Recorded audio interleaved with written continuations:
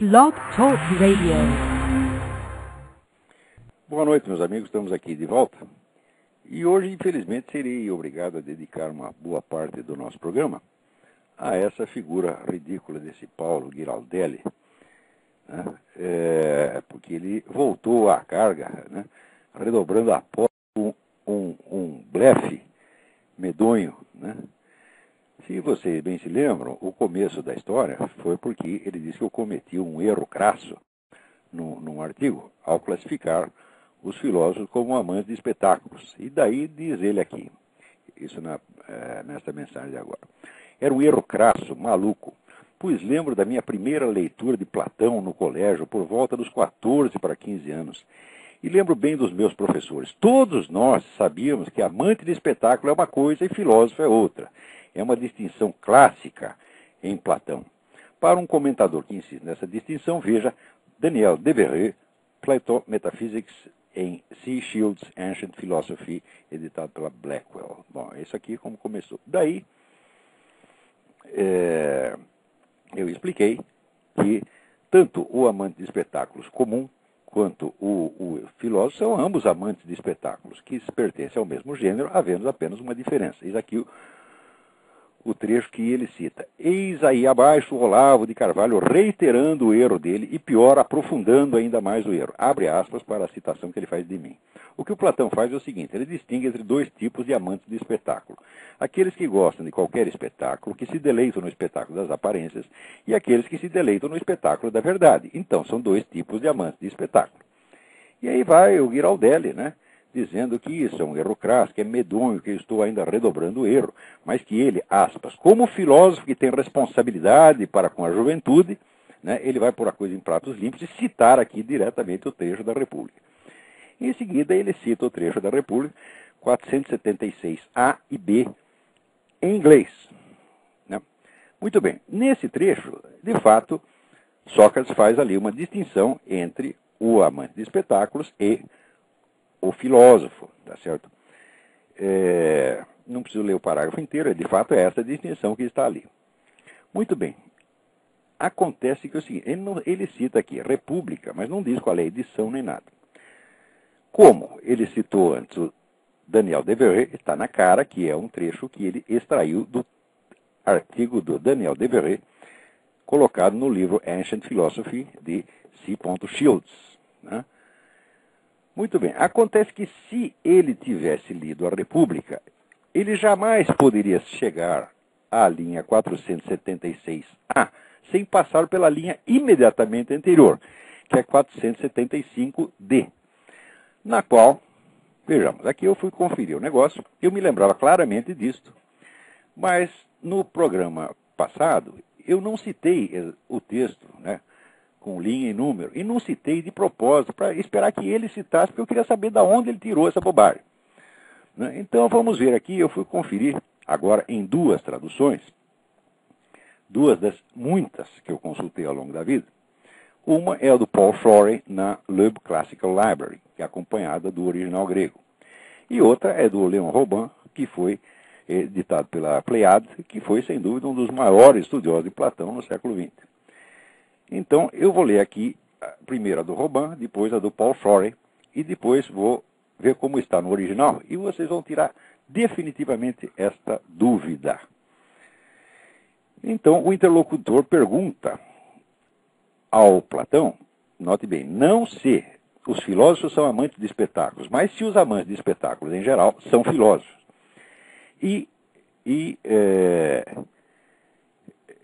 Sócrates responde, pas du tout, mais ressemble à des philosophes.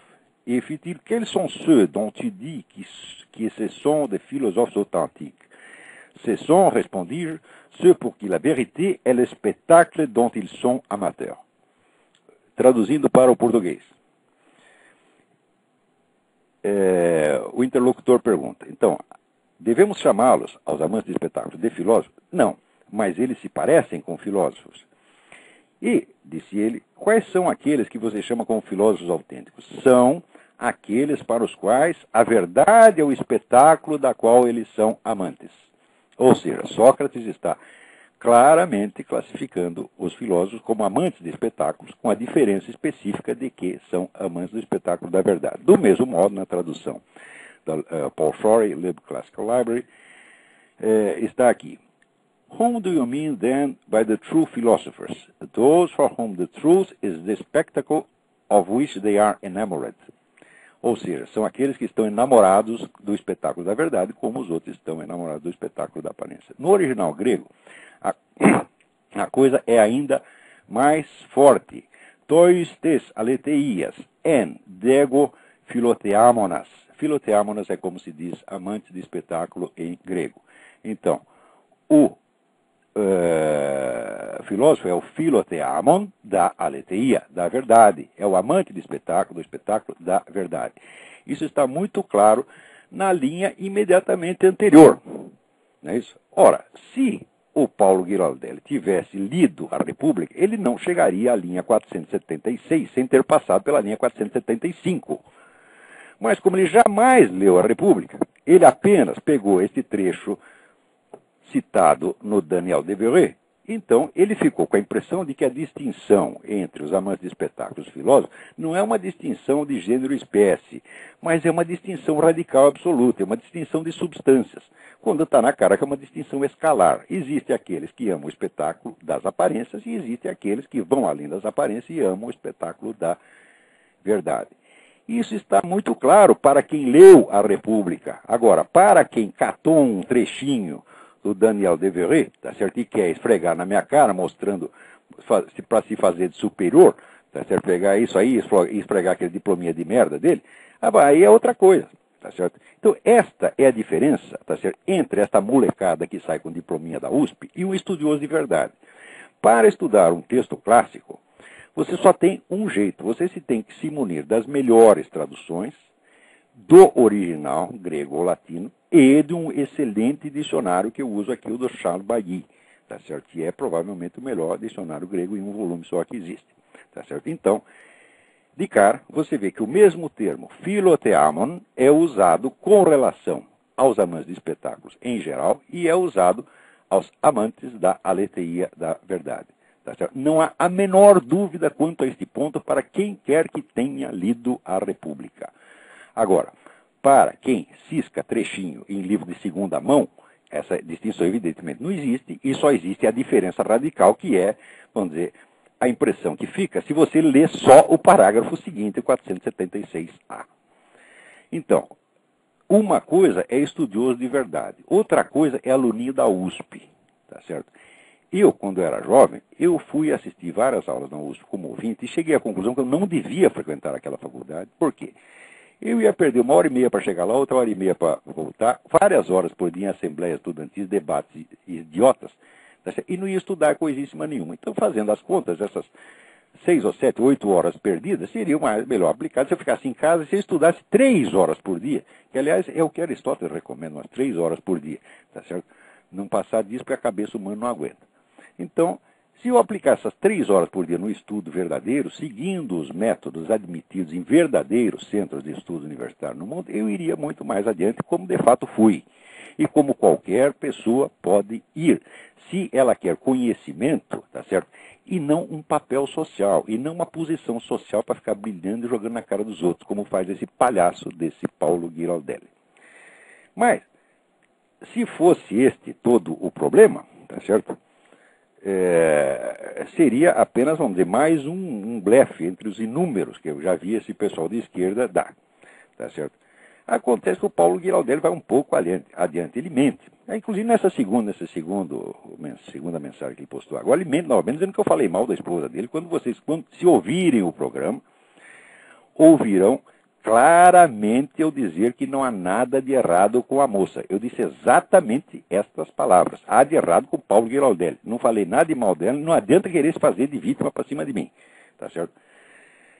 Muito bem. Agora, na primeira mensagem, tá certo? O Paulo Giraldelli, né, foi tão longe, tá certo, na vigarice, que chegou a inventar a minha vida. Tá certo? Eu até escrevi umas notinhas aqui, que eu nem sei se vou terminar. A qualquer hora eu ponho isso na minha parte, mas não sei se vou ter tempo de terminar, então eu vou ler para vocês, tá certo? Os pedaços aqui que eu anotei.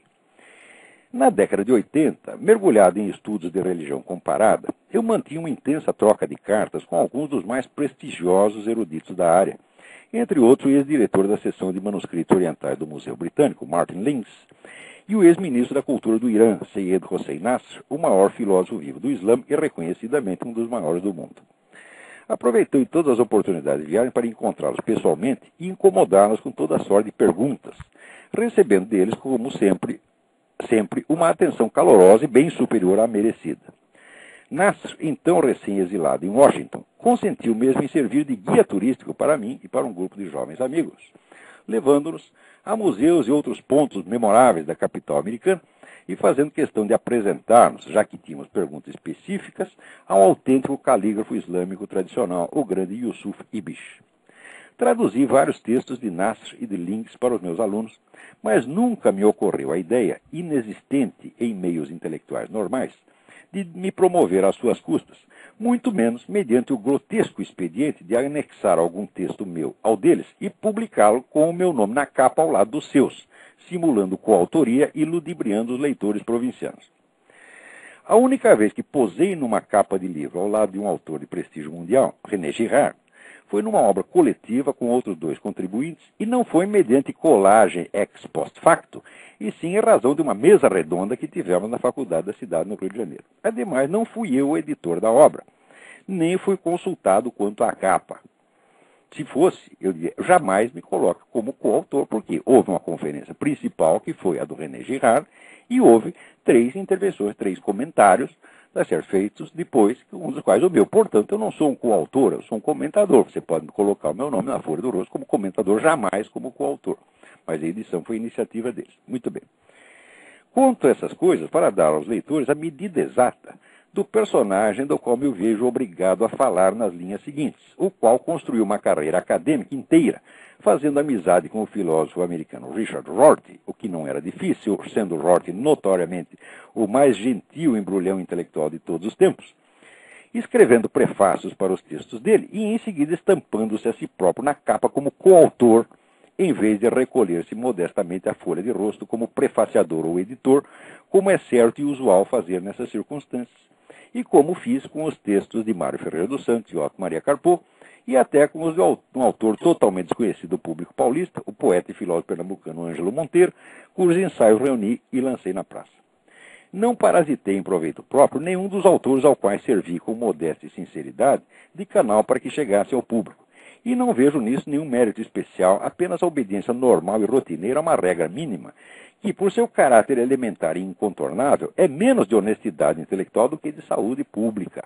Quer dizer, isso é uma regra, vamos dizer, de saúde pública, que ninguém que esteja no meio intelectual pode ignorar. Quer dizer, se o sujeito começa a constar na capa como coautor de textos dos quais ele acrescentou um comentário, então, evidentemente, é um picareta, é um vigarista. Vocês podem imaginar, portanto, o desgosto que sinto ao ver-me constrangido a prestar atenção a um personagem que só chegou a ocupar algum espaço, ainda que modestíssimo, por meio do mais torpe e mesquinho dos expedientes editoriais, e cuja mais alta realização intelectual até agora é um filminho pornô estrelado por ele próprio e sua esposa, do qual voltarei a falar mais adiante. Ao longo da vida, discuti com vários tipos desprezíveis, mas eram vigaristas intelectuais, e não vigaristas tout court, vigarista no sentido material da palavra, ao menos segundo o que eu pensava na época. Quando depois eu soube que o professor Emir Sader se enquadrava na segunda categoria, já era tarde, o debate já tinha acabado. A trapaça intelectual pode ser combatida mediante simples denúncia ao público, mas a trapaça pura e simples é algo que não cabe discutir, algo que requer uma ação punitiva de ordem jurídico-policial, se ela for possível, que no momento não é, porque estando eu aqui nos Estados Unidos, não vou poder processar o cara aí. A diferença aí é a que mede entre a simples imoralidade e o crime. Aqueles tipos que retratei em um imbecil coletivo e que depois tive a ocasião de desmascarar por completo em todos os confrontos polêmicos que tiveram comigo, chegavam com frequência a falsear minhas ideias para mais facilmente dar a impressão de havê-las refutado. Este de agora falsifica minha vida, minha biografia, meus atos, com a intenção de incutir no seu minguado público um ódio injustificado à minha pessoa. Falsificar, no caso, é até eufemismo. Ele a inventa ex nihilo. Mas não se contenta com isso. Para dar uma aparência de verossimilhança à sua invenção, cria um passado histórico nacional que nunca existiu a não ser na sua fantasia e vende aos seus alunos, ou vítimas, com áreas de quem lhes faz um grande e generoso benefício pedagógico. Ele não acabou de dizer que ele é um filósofo, tem responsabilidade para com a juventude. É ao mesmo tempo autor de um crime e vítima da sua própria mitomania. Mitomania no sentido mais estrito e clínico do termo. Eu não tenho a menor dúvida que estou dentro de um mitômano. Como todos os mitômanos, ele tem um instinto infalível para escolher os ouvintes mais vulneráveis, jovens e incultos, e fugir aos demais para evitar um confronto que inevitavelmente o desmascararia, pondo à mostra a miséria humana de uma vida feita de fingimentos. O intuito perverso de ludibriar a plateia, apostando a sua ignorância do passado brasileiro recente, revela-se na falsificação caluniosa da minha história pessoal. Um blefe audacioso que nem mesmo Emir Sader ou Leandro Conder ousaram jamais arriscar. Segundo o Patife, fui, aspas, um simples anticomunista daqueles que a ditadura militar alimentava. Fecha aspas. Evidentemente não tem a obrigação de provar nada quanto a esse ponto. Cabe a ele apresentar as provas de que durante o regime militar empreendia uma campanha anticomunista, por modesta que fosse, e recebia algo do governo por isso. Ele não o fará, evidentemente, porque até o último dia do regime militar, eu não só me abstive de dizer uma só palavra contra os comunistas, não falo contra minorias perseguidas, por menos que elas prestem, mas arrisquei minha pele, escondendo em casa fugitivos da polícia política, escrevendo para o censuradíssimo Jornal da Tarde matérias que a Polícia Federal invariavelmente vetava, militando ao lado da esquerda no Sindicato Jornalista de São Paulo, é verdade que por mera solidariedade aos amigos e já sem nenhuma convicção ideológica, e ajudando a publicar em 1985 a edição especial do jornal Unidade, desse mesmo sindicato, a primeira denúncia oficial da classe jornalística quanto ao assassinato do nosso colega Vladimir Herzog pela polícia política. Como a ditadura pode ter me alimentado para isso, é algo que escapa ao entendimento humano e só é acessível ao tirocínio superior dos orangotangos, entre os quais Paulo Giraldelli, evidentemente.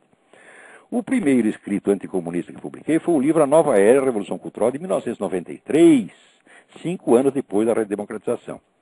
Se houvesse alguma dúvida razoável quanto a isso, bastaria remeter os leitores ao discurso que fiz no Clube Militar em 31 de março de 1999, no qual, ante uma plateia, que está lá na minha página, todo mundo pode conferir, no qual, ante uma plateia de adeptos fervorosos do golpe de 1964, pedi desculpas públicas por ter entrado demasiado tarde na luta anticomunista, esperando o fim do regime militar, que injustamente odiei mais do que ele merecia, até depois de extinto. Para que haveria eu de me submeter a esse meia-culpa, se ao contrário tivesse uma bela folha de realizações anticomunistas, aliás, bem pagas e aprovadas pelo governo, do período de 1964 a 1988, para apresentar aos ouvintes. Mas, evidentemente, provas não significam nada, nem para a mentalidade esquerdista em geral, nem especialmente para o embusteiro chinfrim do qual estou falando aqui. Para primeiro, o inimigo de classe não é um ser humano concreto como os militantes da esquerda. É um estereótipo abstrato desprovido de alma, consciência e individualidade, que existe apenas para ser objeto de teorizações pejorativas, suspeitas paranoicas e imputações caluniosas. O segundo leva às últimas consequências o impulso de deformar a imagem do inimigo, negando-me o direito a uma biografia própria e imputando-me a que bem lhe interessa com os fatos que bem lhe apraza inventar. Então é isso, quer dizer, chamar esse sujeito de porco é desrespeitar um honrado gênero suíno. Tá? E o sujeito é um mentiroso barato, é um trombadinha, tá certo? É um bandidinho pé de chinelo, tá certo? Que não merece sequer um tapa. Quer dizer, um tapa para um sujeito desse é uma honra que não merece. Tapa na cara, tá certo? Não merece, nem isso merece. Agora, completando aí a minha biografia que ele inventou, ele disse o seguinte, ele disse que primeiro, ele começa com aquela história de que a direita, o centro e a esquerda, antigamente, tinham bons intelectuais. Tivemos debates memoráveis que envolveram Sérgio Paulo Rouanet, José Guilherme Melchior. Ora, ele escreve Melchior com CH, ora Melchior com CH. Ora, cá entre nós. É impossível você ter lido livros de um autor e não saber escrever o nome dele. Principalmente se é um autor brasileiro, não é um autor estrangeiro. Porque se você leu 1, 2, 3, ou que lesse um livro do José Guilherme Melchior, você saberia que Melchior é M-E-R-Q-U, né? I-O-R. É Melchior, com Q-U, tá certo? Mas talvez ele não goste, porque esse negócio de cu, talvez ele seja muito, né, muito pudico, né? Talvez então ele não queira escrever e trocou por CH por uma questão de decência. Talvez só falta ele explicar assim, tá certo? Muito bem. O último bom pensador da direita, para o gosto de... é claro que a direita sempre esteve em desvantagem. Seus quadros eram mais escassos. O último pensador da direita, bom pensador da direita, para o gosto dos direitos, não para mim, foi José Guilherme Melchior. Depois do seu falecimento, a direita entrou em crise. Ele não foi substituído. Aí, no outro escrito, ele diz o seguinte: o debate depois entre a direita e a esquerda não chegou a acontecer, depois que entrei eu no lugar do Melchior, segundo ele. Carvalho não apresentou o charme necessário, não serviu de interlocutor para nenhum intelectual da esquerda e logo os proprietários de jornais perceberam que era melhor dispensá-lo. O que ele falava era bobagem para todos, ninguém iria endossar algo assim. Né? Não era, de fato, possível se utilizar dele. Era algo fora dos padrões que a imprensa precisava para gerar um debate de bom nível. Ora, bom, em primeiro lugar, todos os debates que eu tive com esse pessoal da esquerda, com os intelectuais da esquerda, estão todos publicados. Estão todos publicados e documentados. Por mim, evidentemente, porque eles esconderam debaixo do tapete. Estão todos e vocês podem verificar no meu confronto com o Emir Sader, com o Leandro Conder, com o Márcio Moreira Alves, com a Laura Café. Esses camaradas sempre saíram absolutamente desmascarados como os intrujões intelectuais que são. O Giraldelli não é intrujão intelectual, é intrujão puro e simples, tá certo? Ademais, o que eu dizia era bobagem para todos, quer dizer, os diretores de jornais, na sua alta capacidade judicativa a respeito, acharam que eu não tinha qualificações para isso, é gozado, porque naquela época tudo que eu falei foi elogiado por Roberto Campos, Zé Oswaldo de Meira Pena, Miguel Reale, Paulo Mercadante, o presidente da Academia Brasileira, José Montello, Carlos Heitor Coni, o Bruno Tolentino, uma infinidade de outros, inclusive o maior escritor brasileiro vivo, então, que é um clássico, que é o Herberto Salles. Quer dizer, será que os donos, diretores de jornais, eles achavam que tinham mais qualificações intelectuais para julgar o meu trabalho do que essa gente toda? Será? Quer dizer, o cara está inventando uma historinha aqui, e evidentemente está inventando. Quer dizer, eu fui tirado do jornal por motivo político e não por causa disso aqui. Agora, é claro que a gente pode tentar depois disfarçar o motivo político e fazer essa mesma farsa do Giraldelli, quer dizer, você levando empina o narizinho e diz, não, ele não tinha qualificação para o debate, tá entendendo? Pode fazer isso. Aliás, o Paulo Moreira Leite, que não era diretor, não era apenas um chefe de redação, ele fez isso, ele tentou dizer isso, tá certo? Só que depois, no dia seguinte, deu com a língua nos dentes, confessando a um leitor que o motivo era político mesmo. Entendeu? Então, quer dizer, é incrível, que o sujeito falsifica totalmente. Quer dizer, o que marcou a minha presença na imprensa desde o início, né, foi uma enxurrada de elogios dos melhores cérebros brasileiros. Agora, essa arraia miúda, tipo Leandro Conder, o Leandro Conder, qual é a obra filosófica do Leandro Conder? Leandro Conder escreveu um livrinho didático, tá certo, a respeito de Karl Marx. Não tem obra filosófica nenhuma. Tá certo? Que obra filosófica tem o Emir Sader? Quer dizer, o certo é o que eu disse o Caio César Benjamin, que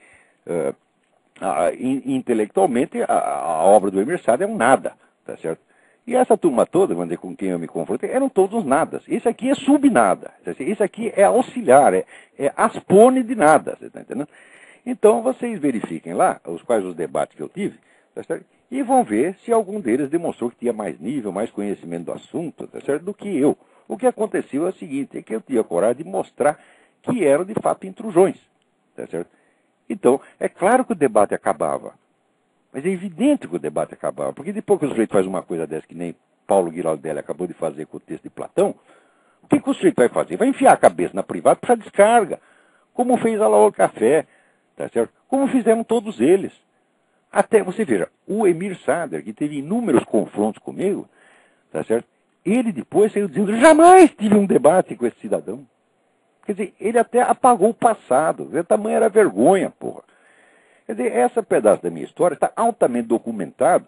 Agora, vem este canalha, este bandidinho, tá certo? Inventar minha biografia e passar para os jovens, tá certo? Falsificar totalmente a minha vida e dizer que ele é um filósofo que tem responsabilidade para com a juventude. Primeiro, você não é filósofo merda nenhuma, pô. Tá certo? Você é um bostinho, você é um vigarista brasileiro, tipo homem que sabia javanês. Você está entendendo? Você é um falsificador barato, tá entendendo? Agora, o gozado é que ele coloca esta biografia imaginária do Olavo de Carvalho. O Olavo de Carvalho, então, era o intelectual intelectual de direita alimentado pela ditadura. Ele coloca isso no contexto, né, de uma história nacional que também é inventada, tá certo? E é a história, então, dos debates entre direita e esquerda, onde ele diz aqui que, né, a direita sempre esteve em desvantagem porque ela tinha menos quadros. Presta atenção na palavra quadros, a qual eu voltarei daqui a pouco. Tá certo? E que, desses, o único bom, o último bom que sobrou era o José Guilherme Melchior, ou como queira escrevê-lo, tá certo? Porque ele tira o nome da sua própria imaginação. Ele diz até que conheceu o Zé Guilherme Melchior, só conheceu o Zé Guilherme Melchior, até empregado dele conheceu. Não está de conhecer, está sabendo se você leu os livros dele. Se você lê um livro de um autor que fala a sua própria língua, que escreve na sua própria língua, não é possível você não saber, por exemplo, que Machado de Assis não se escreve com C, não é Assis com C, tá certo? Não é Melchior com CH, você está entendendo? É impossível não saber uma coisa dessa. Quer dizer, ele nunca leu uma linha do Melchior. Ele está chutando, blefando como sempre, tá certo? Muito bem, então inventa essa história de que o último bom pensador da direita, para o gosto dos direitistas, presta atenção, foi José Guilherme Melchior. Muito bem, isso é um topos da esquerda. A esquerda sempre repete, não, depois do Melchior e do Roberto Campos não tem mais ninguém, esse sujeito que apareceu aí não tem nível para discutir com a gente. Bom, vamos ver como é o negócio. Nisso não há só burrice, existe uma astúcia gramsciana aí embutida. Tá certo? O Gramsci divide os intelectuais em três tipos. Existem os intelectuais orgânicos da burguesia, os intelectuais orgânicos do proletariado, que são eles mesmos comunistas, e existem os intelectuais tradicionais que não pertencem a um grupo nem outro. A técnica para a conquista da hegemonia consiste em você tirar fora, né, os intelectuais tradicionais que não se enquadram bem, tá certo? Denunciá-los como aberrações, quer dizer, como pessoas que, vamos dizer, estão fora da normalidade do ambiente, e concentrar a discussão entre os intelectuais orgânicos comunistas e intelectuais orgânicos anticomunistas, ou seja, pessoas que estão ligadas a movimentos, que representam movimentos e que, portanto, não estão dando somente a sua opinião. Então, é claro que o que eles escolhem como intelectual orgânico da burguesia tem que ser pessoa que, caracteristicamente, ofereça uma argumentação burguesa, a defesa da burguesia, a defesa do capitalismo, tá certo, em determinados termos, que evidenciem a pertinência desses indivíduos a um grupo de interesses claramente identificável. Então eles escolhem esses e só discutem com esses.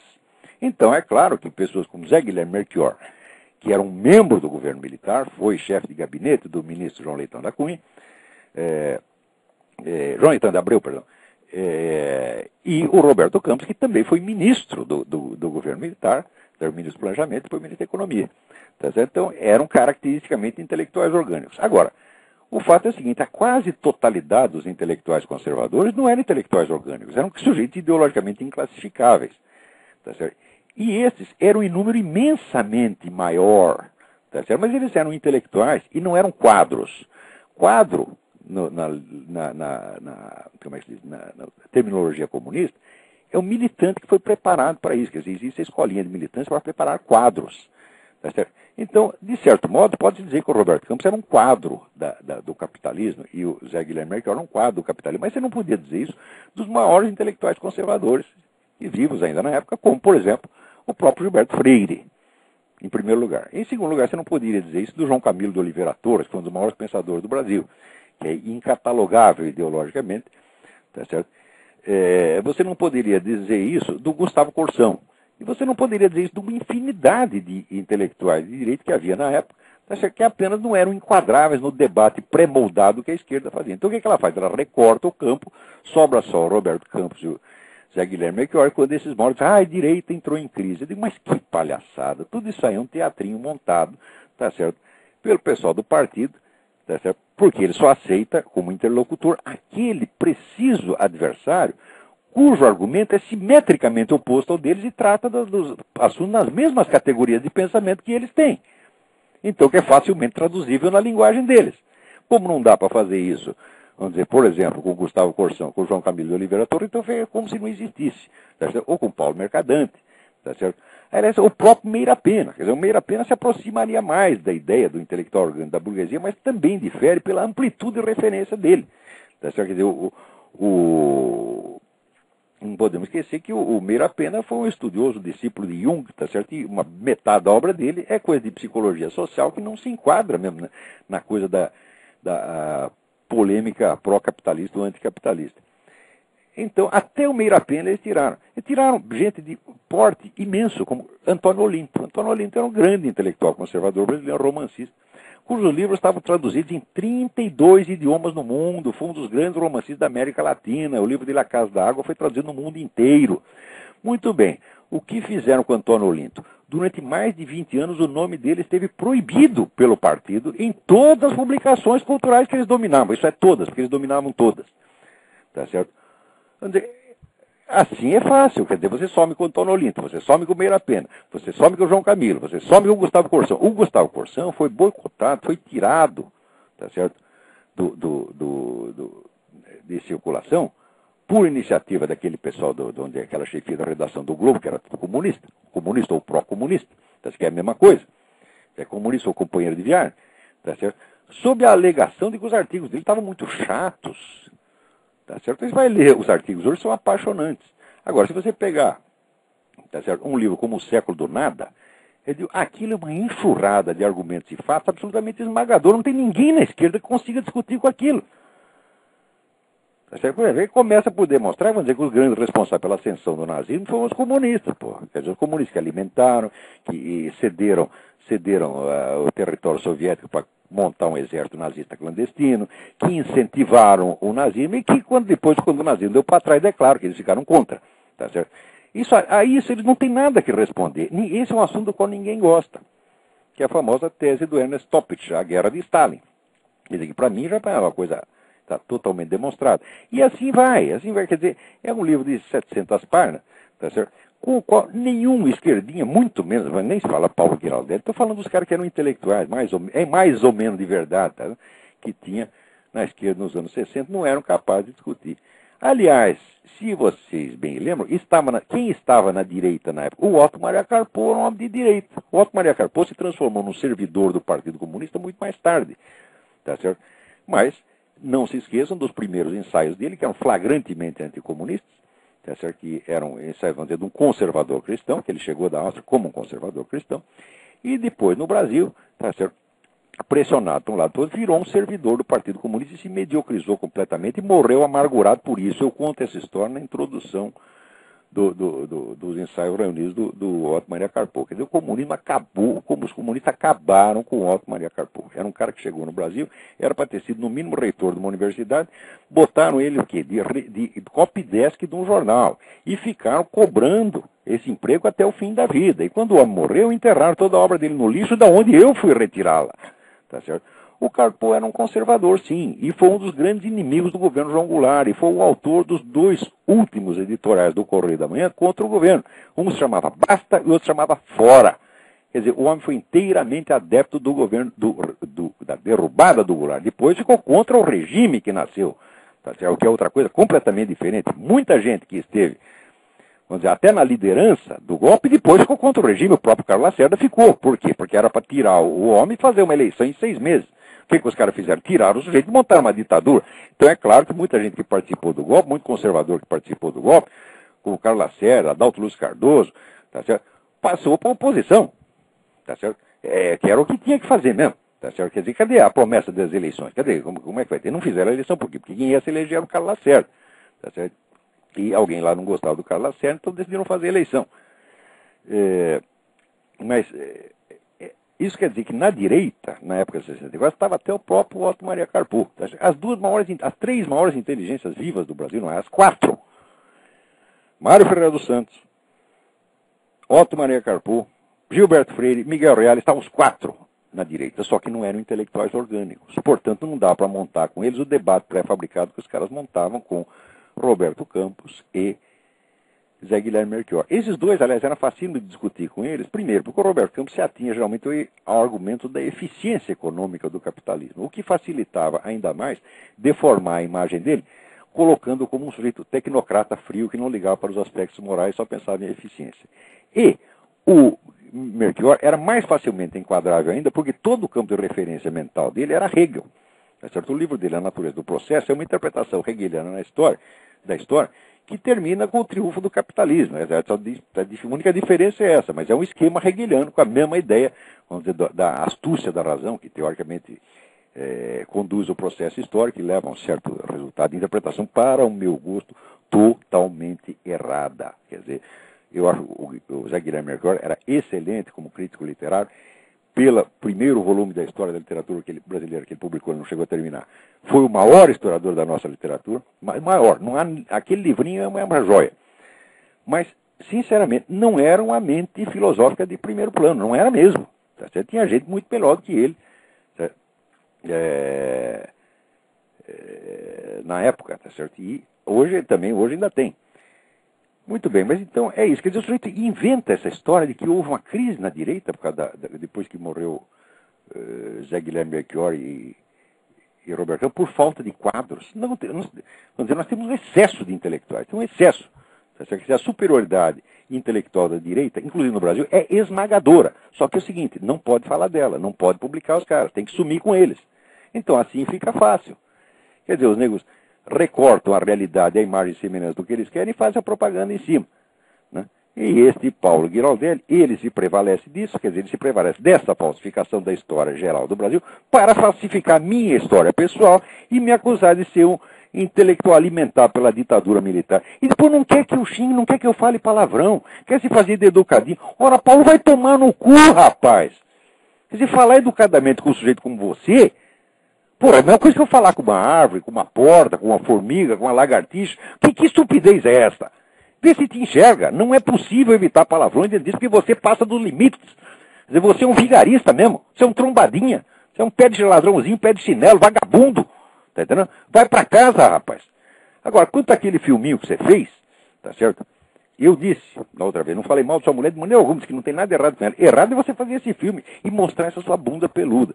Um aluno meu me mandou esse vídeo dizendo que era uma aula do Paulo Giraldelli, fazendo gozação comigo. Eu fui ver, tá lá o Paulo Giraldelli mostrando a bunda, só faltando mostrar o preço, dar o preço. Você tá entendendo? Ora, isso aí é o pior mal que você já fez à humanidade, porque qualquer negro que esteja lá comendo a própria mulher, namorada, o sujeito que tá lá naquele... Né, em todo aquele negócio romântico, idílico, está lá transando e está quase chegando lá, daí vai passar pela cabeça dele aquela imagem, ou então, de repente, cruza a mente dele o nome Paulo Giraldelli. Pronto, o sujeito brocha. Quer dizer, você não pode fazer uma coisa dessa, porra. Para com isso. Tá certo? A humanidade, tá certo? Não quer ver a sua bunda, porra. Você está entendendo? Agora, muito menos, você precisa ficar avisando a espécie humana inteira de que aos 50 anos o seu pau ainda levanta. Porque o normal é levantar até os 80, não há nada extraordinário disso. E diz, estou lá comendo uma mocinha 30 anos mais nova. Então, primeiro, respeita a sua própria mulher, vê como fala dela. Tá certo? Não é assim que se fala da própria mulher. Não se gabando de que está comendo a mulher 30 anos mais nova. Ora, que porra é essa? Que coisa mais feia, rapaz. Agora, se é para fazer, se você não resiste, se você quer mesmo mostrar... Pô, corta aquela cena que aparece essa sua bunda magra e peluda, que parece de um orangotango aidético, rapaz. Uma coisa medonha, um espetáculo dantesco. Você está entendendo? Tira isso da frente das pessoas, porque está traumatizando muita gente. Olha, eu confesso, eu vi isso aí, eu vou broxar por uns 6 meses, Paulo. Você não sabe o mal que você me fez, rapaz. Eu não vou... Se eu lembro, cada vez que eu lembrar disso, eu vou fracassar. Não é possível, eu estou traumatizado. Aqui, a minha filha viu aquilo, ficou doente, você está entendendo? Ficou com febre, a coitada da Leila está aqui chorando. Né? Eu vi a bunda do Paulo Giraldelli. Você podia poupar, você disse que é o filósofo tem responsabilidade para com a juventude. Poupe os jovens desse espetáculo, rapaz. Pai, você está separando os amantes, destruindo lares, está entendendo? Dilacerando as famílias. Pare com isso. Então, todos os maridos estão broxando depois que viram isso. Para com esse negócio, rapaz. Tá? Muito bem. Agora, depois disso, tem aqui uma multidão de mensagens importantes, tá entendendo? Que, puxa vida, esse cara comeu um espaço danado. O primeiro é o seguinte, atenção.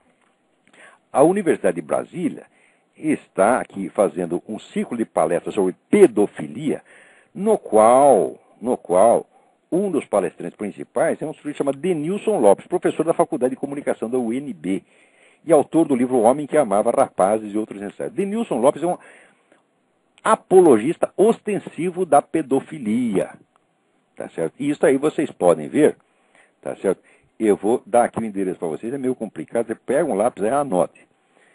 www.pedofilia paroutudo.com/denilson/0411208, espaço com underline, Denilson, outro espaço com underline, amando garotos, outro espaço com underline, 22.htm.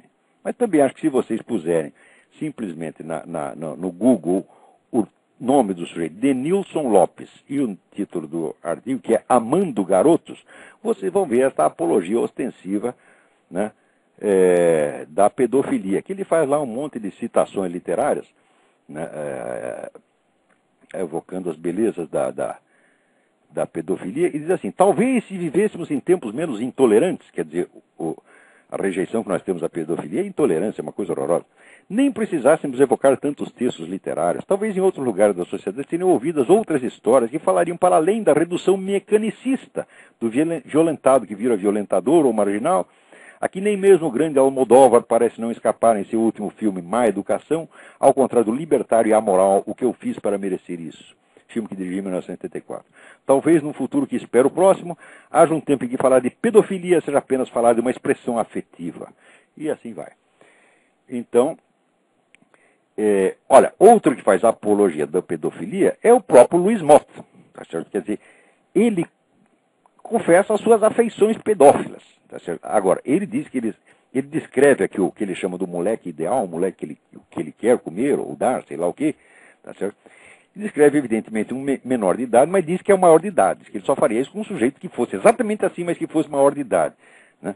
Ora, imagina o detalhe, né? A carteira de identidade é um detalhe erótico, né?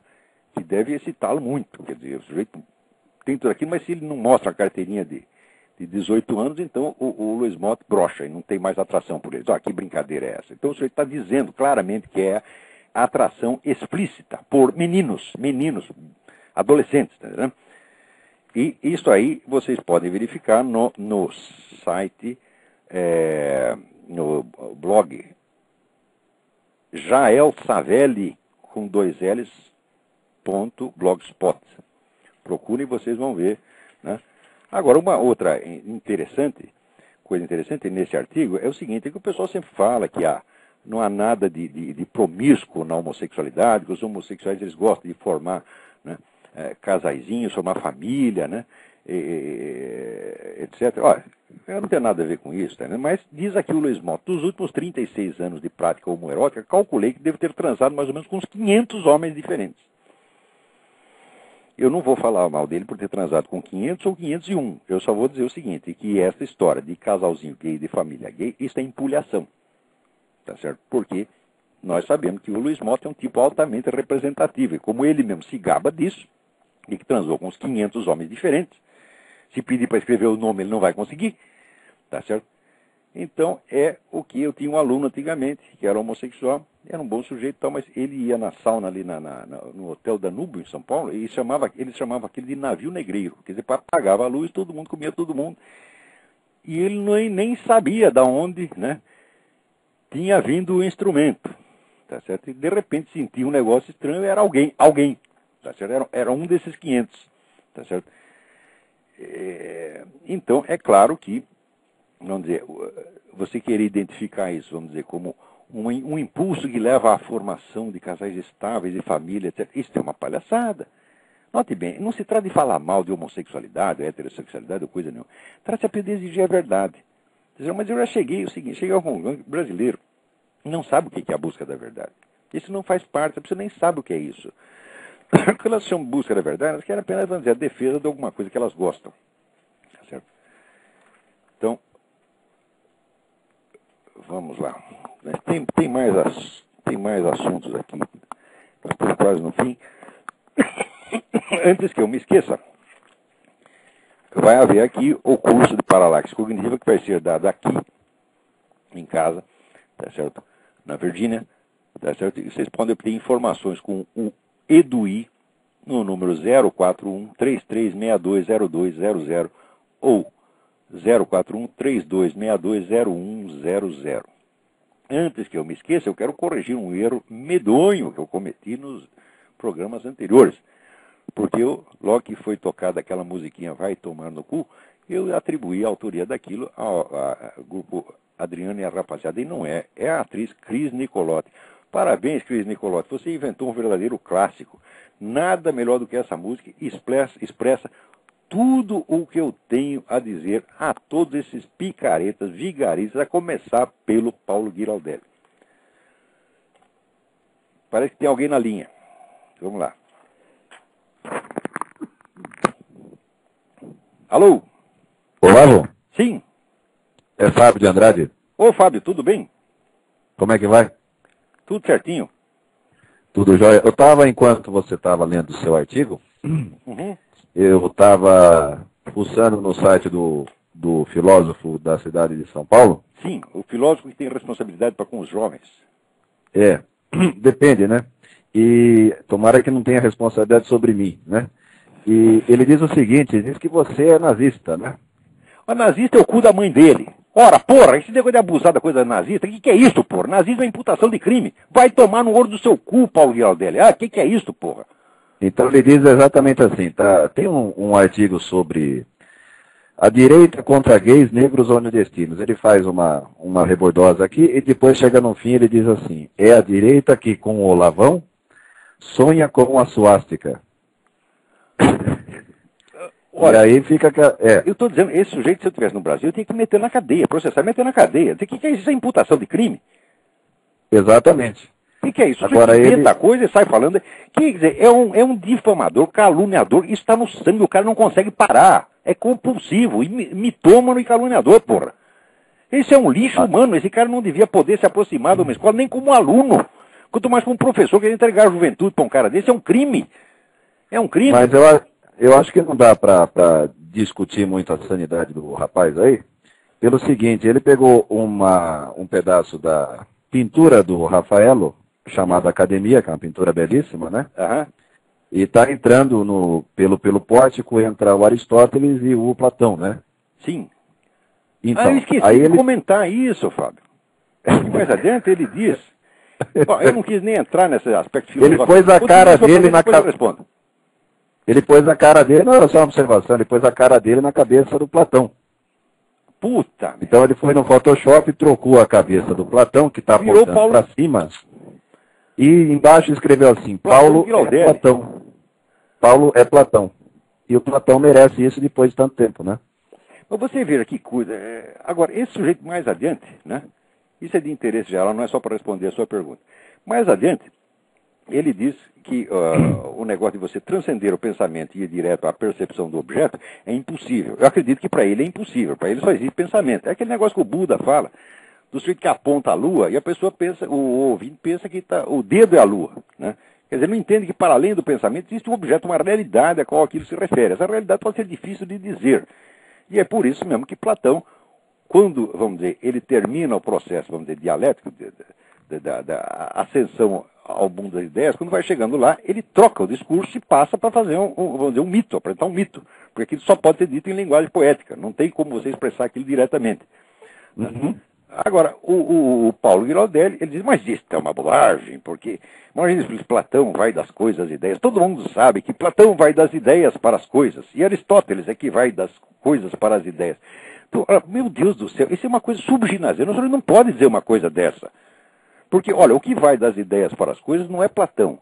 É a estrutura da realidade segundo Platão. Agora, Platão, a obra de Platão, a exposição de Platão, a dialética de Platão é sempre uma caminhada ascensional, desde o mundo das aparências até as ideias, como ele faz na própria República, que vai, então, culminar com o mito.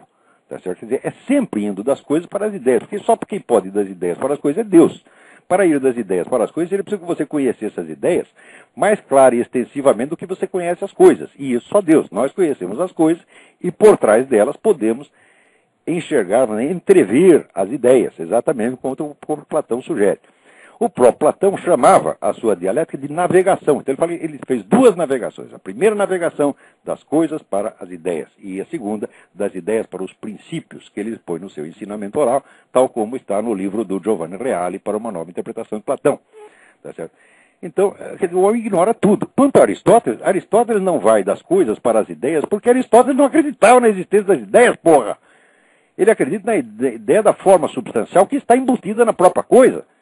Quer dizer, que história. Não, nem Platão vai das coisas para as ideias, e nem Aristóteles vai das ideias para as coisas. Isso como é que se diz? É frasezinha de almanaque, tá entendendo? Um sujeito que diz essas coisas não pode ensinar nem numa escola primária. Esse sujeito tem que ser posto fora dessa profissão a pontapés e arrumar um emprego decente. Já que a mulher dele é modelo, vai ser modelo. Ele gosta de mostrar a bunda, vai mostrar a bunda. Isso você sabe, porque afinal de contas, como dizia Dirty Harry, opinião é como bunda, todo mundo tem, tá certo?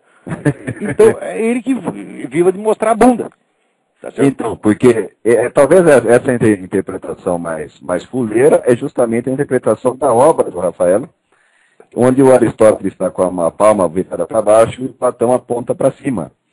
Né? Sim, aí fizeram eles estão indicando, vamos dizer, a direção do esforço filosófico. Quer dizer, o quadro está certo, porque Platão está buscando o movimento ascensional das coisas para as ideias. O quadro está certíssimo nesse sentido. Quer dizer, o próprio quadro no qual o Paulo Giraldelli botou a sua ilustre cabecinha no lugar da do Platão, já sugere isso, que se trata de uma via ascensional. Tá certo? E que Aristóteles está ao contrário, dizendo que nós devemos prestar atenção nas próprias coisas, porque as formas não estão acima das coisas, estão nelas mesmas. Isso é que é verdade, não esta estupidez de que Platão vai das ideias para as coisas e Aristóteles vai das coisas para as ideias. Ora, que tipo da coisa que a gente está ouvindo só pode responder uma coisa: vai tomar no cu. Não há mais nada para responder depois disso. Quer dizer, cala a boca, burro, vai embora. Tá certo? Não, ele pega o mesmo... Desapareça, né? Drop dead, como dizem os americanos, né? É muito cabuloso, porque, veja só, né? Coitado do Rafaelo também sofre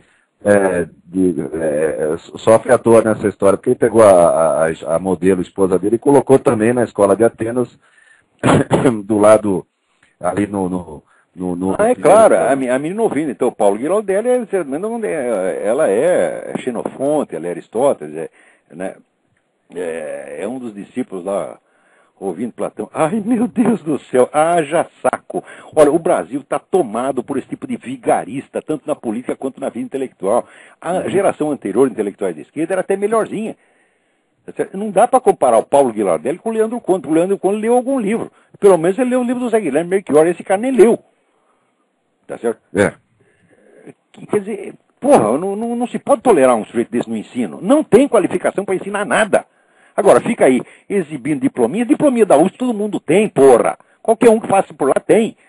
Agora, eu nunca quis uma porcaria dessa. Por quê? Porque eu queria conhecimento e não tinha tempo para perder com essa bobagem.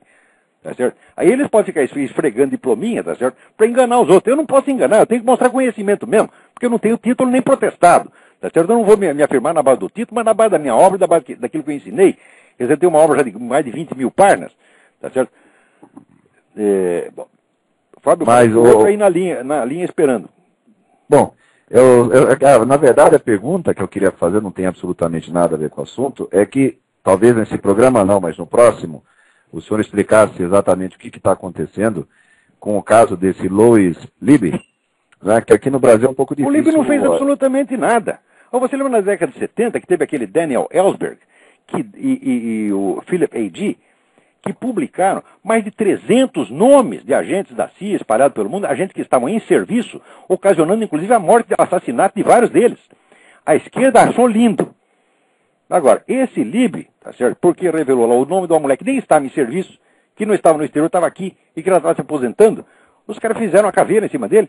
Quer dizer, é uma coisa de 2 pesos, 2 medidas, é guerra assimétrica, tá certo? O coitado do Liby não fez coisíssima nenhuma. Tá certo? E ele revelou o nome da Valerie Plame, né? Valerie Plame, que era uma agente que não estava em serviço, que já estava se aposentando, estava indo embora. Então eu falei, não há risco contra a segurança nacional nenhuma. Agora, quando há um risco verdadeiro, como no caso desse Philip A.G., que depois se revelou que trabalhava para o Serviço Secreto de Cuba, tá certo? Trabalhou primeiro para si, mas já era agente infiltrado de Cuba, e que o cara divulgou 300 nomes de agentes da CIA, com nome e endereço, os caras foram mortos, porra. A esquerda inteira, quando o cara foi preso, achou que era uma injustiça, que o coitadinho do Philip A.G. estava sendo perseguido. Agora, esse Liby, que não fez absolutamente nada, eles querem a caveira e pintam o cara como um monstro. Mas esquerdista é mesmo assim. Olha, esquerdista honesto é quadrado redondo, porra, não existe nenhum esquerdista honesto, nem jamais vai existir. São todos sociopatas, são todos vigaristas do fundo da alma, porque essa é a tradição revolucionária do mundo. A tradição revolucionária é falsificação, a tradição revolucionária é empulhação, e ela, na verdade, é o único grande mal do mundo. Se você vê, E olha os países onde não teve revolução, como a Inglaterra, Estados Unidos, são muito melhores do que aqueles que têm. Estou falando revolução social, não a revolução da independência, que não é bem a revolução, é uma guerra nacional. Mas os países sem a Europa inteira, vamos dizer, ficou para trás por causa das revoluções, enquanto a Inglaterra sem revolução ia para frente. Esse é assim em toda parte. Então, é Aqueles países interessante... até da Escandinávia, que progrediram para cá, não tem revolução em nenhum deles. E o Japão também não, né? O Japão também não. Bom, então é isso. Estamos aí na... Tem alguém na fila para falar. Obrigado, Fábio. Tá bom, Olavo, falou, até mais. Um abração. Vamos ver quem mais está na fila aí. Alô? Olavo, pronto? Sim. Marcelo. Marcelo, fala rápido que nós temos 1 minuto. Isso, eu vou primeiro parabenizar você pelo programa. Obrigado. Parabéns, eu adicionei aqui no meu podcast. E queria que você, oportunamente, eu sei que estamos no fim de programa, não tem importância, o que mais quer dizer oportunamente, desse para nós a sua opinião aí sobre essa questão da nova censura que está se impondo no Brasil. Ela afronta contra todo e qualquer direito. Isso é a minha opinião. Quero ver Não, é exatamente isso. Exatamente vale. isso. É exatamente isso. Quer dizer, a liberdade de expressão ela é garantida na Constituição Federal. Então, já de cara, quer dizer, qualquer norma de jus, não interessa o que venha eles por estão aí, montando um sistema... tudo que essa petralhada usa, não vale nada porque, afinal de contas, nós vivemos num Estado democrático de direito, ou pelo menos supostamente. Supostamente e tal. Então eu queria que você, oportunamente, abordasse isso. Eu sei que você está... Eu vou fazer isso, inclusive, o meu próximo artigo do Jornal do Brasil, que vai sair quinta-feira próxima, é exatamente sobre isso. Eu não leio o Jornal do Brasil, porque eu estou em São Paulo. Não, você pode pegar na minha página. Isso, eu pego na tua página. Eu sou muito cidadão, tudo. Mas você vai ter outras oportunidades. Guarda meu nome aí, por favor, essa minha perguntinha. Tá bom, Marcelo, não vou esquecer a sua pergunta. Aliás, ela já está respondida no artigo, mas no programa que vem a gente comenta mais um pouco. Então, tá bom. Queria saber se você tem mesmo 6 filhos, como aparece no... Eu 8. 8? Eu 8 filhos, 8 de fato. Então, meus parabéns pela linda família também. Eu 8, porque né, eu não sou como o Paulo Giraldelli, né? Ele aos 50 anos, o pau dele levanta, ele fica deslumbrado, tem que mostrar para a humanidade. Né? Eu estou ocupado fazendo filho, não posso ficar aí fazendo filminho. Pá. Então tá bom, Olavo. Tá bom? Um grande abraço para você. Um abração, tudo de bom. Igualmente. Tchau, tchau. Então, gente, acabou o programa. Até a semana que vem. Muito obrigado a todos.